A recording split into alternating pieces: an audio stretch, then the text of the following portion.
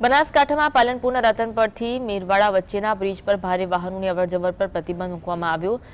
જાહેરનામું જિલ્લા મેજિસ્ટ્રેટ મિહિર પટેલ દ્વારા જાહેર કરવામાં આવ્યું। આ નિર્ણય જાહેર સલામતી અને સુખાકારીને ધ્યાનમાં રાખી લેવામાં આવ્યો, કારણ કે આ બ્રિજ આશરે 60 વર્ષ જૂનો અને જર્જરિત હોવાનું જણાવ્યું છે, જેના પર ભારે વાહનોની અવરજવરથી જોખમ ઊભું થઈ શકે છે।